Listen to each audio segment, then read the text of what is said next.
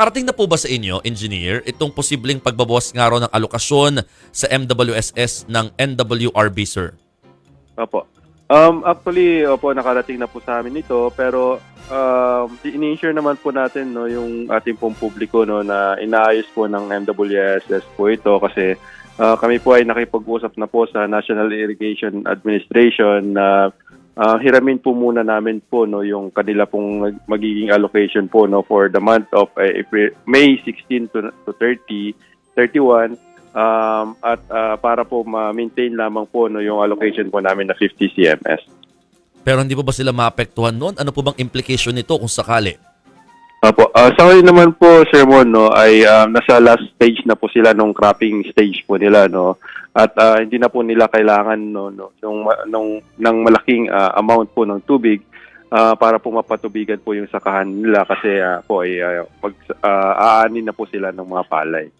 So just for the record, just to avoid yung mga possible water interruption, hehiram kayo dito sa para sana yung allocation for irrigation ang gagamitin natin na pang-supply kung sakali magbabawas nga ng tubig. Tama ho ba, sir? Tama po, Sir Mon. Opo. Magbabantay rin daw po kayo sa mga konsumo ng tubig pagdating sa mga residential users. Ano po ang dahilan sa paano po ito gagawin? Opo. Sa ngayon, Sir Mon, no, since patuloy pa po yung epekto po ng El Nino, ay isa po ito, no, sa napag-usapan po namin with the Water Resources Management Office at ang ating po mga konsesyonaryo po, no, para makatipid po tayo ng tubig. So ang naging usapan po namin, Sir Mon, ay since every month po ay nagkakaroon po tayo ng reading ng mga billings po ng ating mga customers po, no.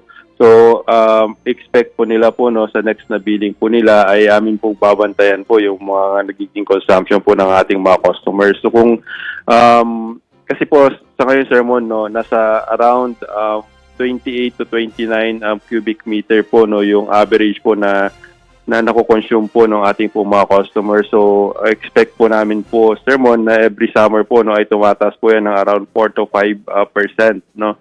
So, kung nakita po namin na nag-extend po, no, lumampas po doon ay amin po iimbestigahan po, no, yung naging consumption po ng customer, no, kung tumas po masyado ay baka po may leak, no. So i-abisuhan po natin itong mga customers po na to, pero kung napatunayan po, no, na wala naman pong mga leaks po sa kanilang mga bahay po, no, ay amin po silang wawarningan or tutulungan po natin ito kung paano po sila makakapagtipid po ng tubig. Pero in the same time naman, Sir Mon, no, kapag bumaba naman po yung naging consumption po nila ay amin naman po silang i-recognize. So kung may mga tokens po kami ibibigay po sa kanila. Nice. Okay pero ang tanong kasi ng marami, ang dami-dami niyan, how will you monitor that? Opo, actually ang gagawin po namin po, no, so since read in bill po naman po tayo, no, so pagkabasa po ng tubig po nila, no, ay lalabas po kagad po yung mga bills po nila, so doon po natin po malalaman po kagad po yan, sir. Oo, pero ang sinasabi dito din, Sir Patrick, bakit residential daw ang babantayan, hindi yung mga establishments? O kasama na yon? Kasama po, Sir Mon, kasi ang ating pong mga campaign naman po ay all throughout the customers po ng ating pong mga concessionaryo. So, mapa-commercial man yan, residential or mga industrial po. May mga nagko-comment po, sir, talagang mahirap daw magtipid basta sa tubig kasi nga sa sobrang init ng panahon, napapaligo ka ng 3 beses mula sa 1-2 beses lamang. Ang hirap daw talagang i-control. Total, magbabayad naman daw sila. Opo. Sir Mon, ang ayaw po kasi natin mangyari, no, yung kung naalala mo nung 2019 na kung saan po yung ating po mga kababayan po, no, ay pumipila po sa daan para lamang po makakuha po ng tubig. So yun po yung ayaw po natin mangyari sa ngayon, no. So as much as possible po, no, sa ngayon pa lang na mayroon pong tubig, no, ay magtipid na po tayo para ma-surpass lang po natin, no, yung epekto ng El Nino habang wala pa pong pag-ulan, kasi ang sabi nga po ng Pag-asa po, no, by June or July pa po magkakaroon po ng pag-ulan. So that's the time po, no, na magre-refill po yung ating mga reservoir. So since wala pa sa ngayon, Sir Mon, no, ay kailangan po natin magtipid para hindi po mangyari ulit yung 2019 na situation. It means, mga kapatid, parang it is our part, no, to share our part in this kind of endeavor. Kahit sabihin natin nagbabayad naman tayo, pero yung consumption, yung supply kasi nga ang magiging problema dito eventually. And speaking of supply, sir, kasi nga ang Angat Dam po ay patuloy din sa pagbaba yung water level. Ano pa ho, just for the record as well, yung mga sources of water natin na pwede hong makapag-supply dito po sa napakalaking market, no, na Metro Manila for the household or residential, at the same time yung mga irrigation nga po sa Bulacan at Pampanga. Opo.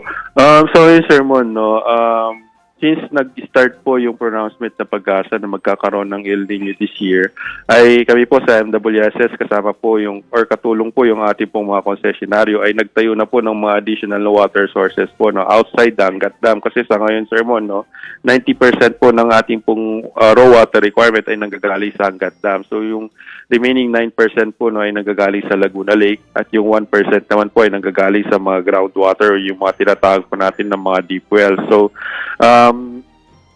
last year po, no, ay meron po tayong 3 planta po, no, na pinagkukuhanan po natin sa Laguna Lake.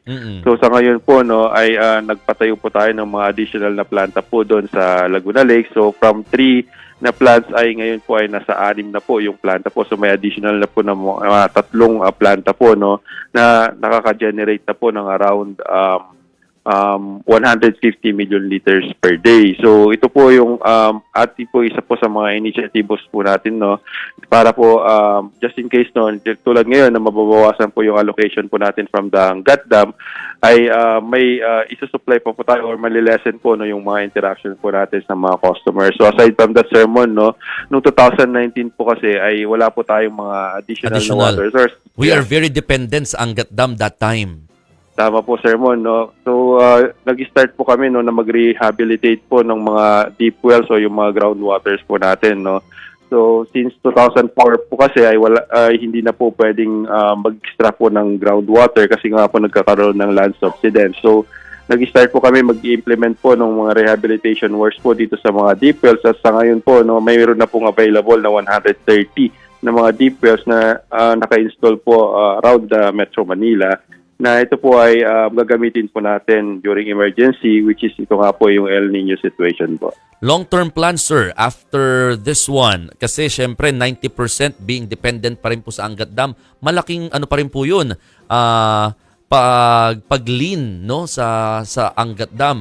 Just in case na magpatuloy po yung pagbaba nito, baka mahirapan tayo. Anong target natin ng percentage allocation po if ever? At saka saan makukuha? For the long-term plan po, no, kasama po ito sa water security roadmap po natin, no, yung pag-implement po nung tinatawag po nating Wawa Dam projects po natin, no. Ongoing na rin po ito, Sir Mon, no. Nakapag phase 1 na po kami, nag-ooperate na po siya around 80 million liters per day, no. Nag-ooperate po siya noong 2022.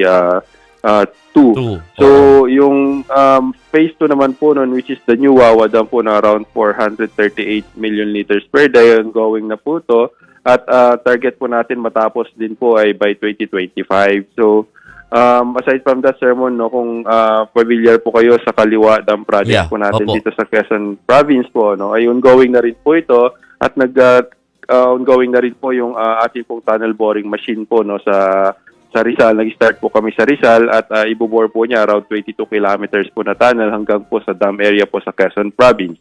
So itong project po na to, ang target po natin na ma-complete po by 2027.